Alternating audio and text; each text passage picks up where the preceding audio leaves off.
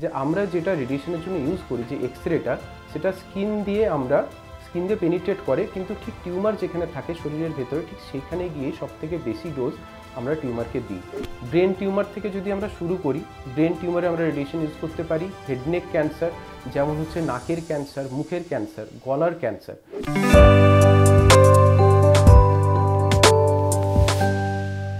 নমস্কার, welcome to ডাক্তারবাবু YouTube channel.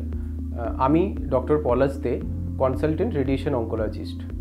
আজ আমরা আলোচনা করব যে রেডিয়েশন থেরাপি, যেটা আমি আগের ভিডিওতে আলোচনা করেছিলাম যে ক্যান্সার চিকিৎসার একটা মাধ্যম, সেটা ঠিক কোন কোন ক্যান্সারে ইউজ করা যেতে পারে এবং তার কার্যকারিতাটা ঠিক কী।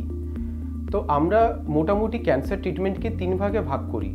একটা হচ্ছে ডাইরেক্ট, যে মডেলিটিটা দিয়ে ডাইরেক্ট ক্যান্সার মারা যায়, যেমন হচ্ছে ডেফিনিটিভ থেরাপি, মানে যেখানে আমরা ক্যান্সারটাকে পুরো কিওর করার জন্য ইউজ করছি। তো রেডিয়েশন থেরাপিটা ডেফিনিটিভ থেরাপি হিসেবে ইউজ করা যেতে পারে।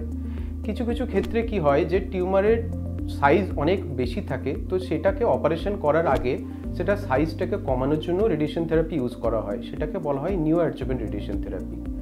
আবার কিছু কিছু ক্ষেত্রে আমরা সার্জারি করে যখন ক্যান্সারটাকে বের করে দিই, সেই ক্যান্সার যাতে ভবিষ্যতে ফিরে না আসতে পারে বা ফিরে আসার সম্ভাবনাটা কমে যায়, সেই সম্ভাবনাটাকে কমিয়ে দেওয়ার জন্য রেডিয়েশন থেরাপি ইউজ করা হয়। তো সামগ্রিকভাবে রেডিয়েশন থেরাপি এই তিনটে জায়গায় আমরা মেনলি ইউজ করি।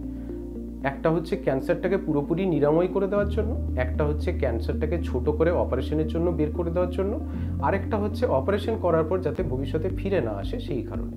এছাড়া আরও কিছু কিছু ক্ষেত্রে রেডিয়েশন ইউজ করা যেতে পারে, যেমন হচ্ছে যখন ক্যান্সারটা হচ্ছে অন্য জায়গায় ছড়িয়ে গেছে, যেমন স্টেজ 4 হয়ে গেছে, ধরুন ব্রেনে বা বোনে, যেখানে দেখা যাচ্ছে আমরা কেমোথেরাপি দিয়ে বা টার্গেটেড বা ইমিউনোথেরাপি দিয়ে ওই জায়গায় পৌঁছতে পারছি না, আমাদের ওষুধটা ঠিকঠাকভাবে পৌঁছচ্ছে না, বা পেশেন্টের প্রচণ্ড রকম সিমটম হচ্ছে, যেমন মাথা যন্ত্রণা হচ্ছে, ভীষণ বমি হচ্ছে, বা হাড়ে ভীষণ যন্ত্রণা হচ্ছে, এই সব ক্ষেত্রে আমরা পেশেন্টের সিমটম কমানোর জন্য আমরা রেডিয়েশন থেরাপি ইউজ করতে পারি, সেটাকে আমরা বলি প্যালিয়েটিভ রেডিয়েশন থেরাপি। তো মোটামুটি এই চারটে ক্ষেত্রে রেডিয়েশন আমরা ইউজ করি। তো কোন কোন ক্যান্সারে এটা ইউজ করা যেতে পারে, আমরা যদি ধরে নিই যে মাথা থেকে পা পর্যন্ত ব্রেন টিউমার থেকে যদি আমরা শুরু করি, ব্রেন টিউমারে আমরা রেডিয়েশন ইউজ করতে পারি। হেড নেক ক্যান্সার, যেমন হচ্ছে নাকের ক্যান্সার, মুখের ক্যান্সার, গলার ক্যান্সার, এরপরে লাং ক্যান্সার, তার সাথে ব্রেস্ট ক্যান্সার, অ্যাবডোমেনের বিভিন্ন জায়গার ক্যান্সারের ক্ষেত্রে যেমন হচ্ছে স্টোমাক ক্যান্সার, ইসোফেজিয়াল ক্যান্সার, খাদ্যনালীর ক্যান্সার, এছাড়া হচ্ছে মলদ্বারের ক্যান্সার যেমন রেকটাল বা অ্যানাল ক্যানেল ক্যান্সার, এই ক্যান্সারগুলোর ক্ষেত্রে আমরা ইউজুয়ালি রেডিয়েশন থেরাপি ইউজ করতে পারি। কিছু কিছু ব্লাড ক্যান্সারের ক্ষেত্রেও, যেমন হচ্ছে লিম্ফোমা বা হচ্ছে লিউকেমিয়াতে ব্রেনের রেডিয়েশনের জন্য অনেক সময় রেডিয়েশন থেরাপি ইউজ করা হয়। তো রেডিয়েশন থেরাপি কোন কোন ক্যান্সারে ইউজ করা হয় সেটা আমি মোটামুটি বললাম।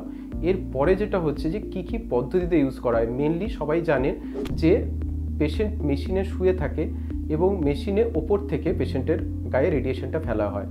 তো একজন পেশেন্ট আমাকে জিজ্ঞেস করছিলেন যে রেডিয়েশন থেরাপিটা তাহলে তো স্কিনের মধ্যে দিয়ে যায়, তাহলে আমার স্কিনে কি ক্ষতি হতে পারে। তো ওনাকে আমি বোঝানোর জন্য বা আপনাদেরও সুবিধার জন্য বলছি যে আমরা যেটা রেডিয়েশনের জন্য ইউজ করি, যে এক্সরেটা, সেটা স্কিন দিয়ে পেনিট্রেট করে, কিন্তু ঠিক টিউমার যেখানে থাকে শরীরের ভেতরে ঠিক সেইখানে গিয়ে সবথেকে বেশি ডোজ আমরা টিউমারকে দিই এবং সেইভাবে ইউজ করা হয়। এটা হলো এক্সটার্নাল বিম রেডিয়েশন। তো এই হচ্ছে রেডিয়েশন থেরাপির একটা সামগ্রিক আলোচনা, আপনাদেরকে বললাম কোথায় কোথায় ইউজ করা যেতে পারে এবং কি কি পদ্ধতিতে ইউজ করা যেতে পারে। আজকের মতো আলোচনা এই পর্যন্তই থাক।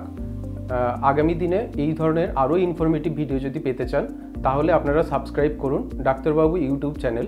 নমস্কার।